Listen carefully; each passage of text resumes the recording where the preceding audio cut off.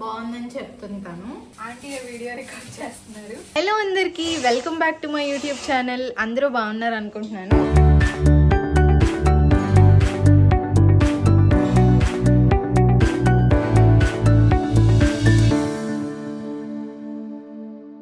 ఈ రోజు ఆంటీ వాళ్ళ కిచెన్ లో నేను సాంబార్ చేస్తున్నాను అనమాట. నేను చేయగలిగే వంటల్లో బాగా కొంచెం చేయగలిగింది సాంబారే. ఆంటీ కిచెన్ పెద్దది అన్ని అవైలబుల్ గా ఉంటాయి కాబట్టి ఇంకా కుక్ చేస్తున్నాను అనమాట. ఆ ప్రాసెస్ అంతా మీకు చూపిస్తాను. ఫస్ట్ దీనికి కావాల్సిన వెజిటేబుల్స్ అన్నీ కూడా ప్లేట్లో తీసుకున్నా. పొటాటో, ములక్కాయ, బెండకాయ, బీన్స్, క్యారెట్, ఉల్లిపాయలు, టమాటాలు లేదు, టమాటా పేస్ట్ ఉంది, సో అది, సాంబార్ మసాలా, ఇంకా తాలింపుకి కావాల్సిన ఇంగువ, చింతపండు, ఇవన్నీ పెట్టుకున్నాను. మనం అక్కడ కుక్ చేస్తున్నాం ఆ పెద్ద పాత్రలో. పప్పు ఉడకబెట్టేసి ఇలా సపరేట్గా పెట్టుకున్నాను. తాలింపుకి ఆవాలు, జీలకర్ర, ఎండుమిర్చి, పచ్చిమిర్చి, వెల్లుల్లి, తర్వాత ఇంగువ. నేను ప్రాసెస్ అంతా వీడియో చేయలేకపోయాను, కిచెన్ కొంచెం బిజీగా ఉండింది. సో తాలింపు వేసేసి కూరగాయలన్నీ ఫస్ట్ వేసి కాసేపు మగ్గబెట్టిన తర్వాత ఇంకా చింతపండు పులుసు పోసి వాటర్ పోసేసాను అనమాట. ఆల్మోస్ట్ రెడీ అయిపోయింది.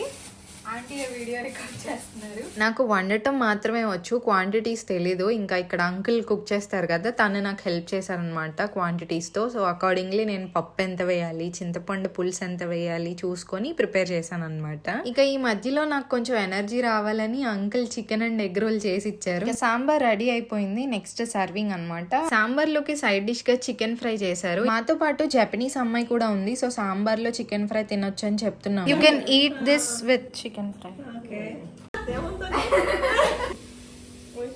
బాగుందని చెప్తుంటాను.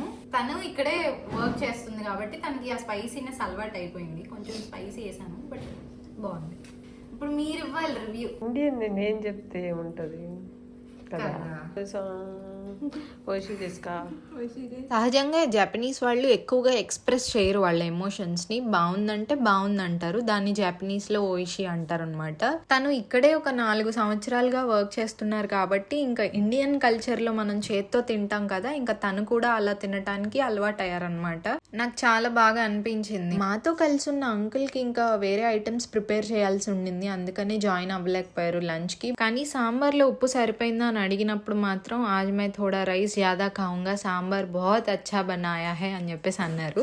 అంటే ఆయన హిందీ మాట్లాడతారనమాట. సాంబార్ బాగా చేసావు, నేను వాళ్ళు కొంచెం ఎక్కువ రైస్ తింటానన్నారు. ఆ మాట వినేసరికి నాకు చాలా తృప్తిగా అనిపించింది. అంకుల్ కి కూడా వీడియోకి రావడానికి కొంచెం ఇబ్బంది పడ్డారు. ఇంకా పెద్దవాళ్ళకి కొంచెం మొహమాట ఉంటుంది కదా, అందుకే ఇబ్బంది పెట్టలేదు.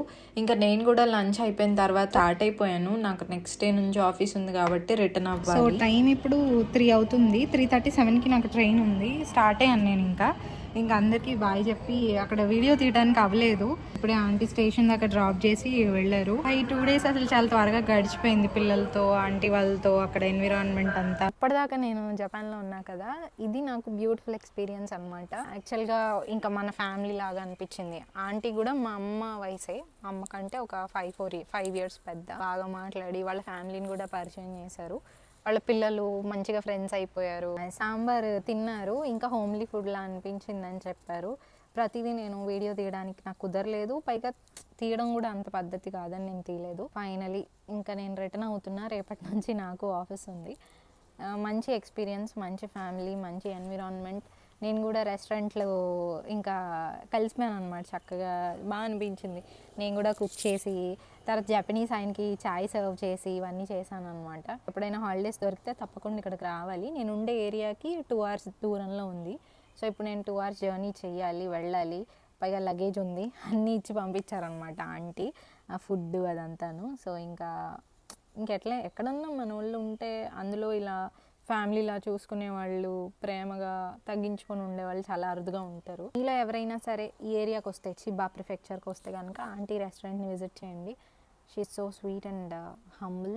ఇంకా నాకైతే ఫ్యామిలీ మెంబరు. సో మీలో ఎవరైనా కలవాలనుకుంటే వెళ్ళి కలవచ్చు.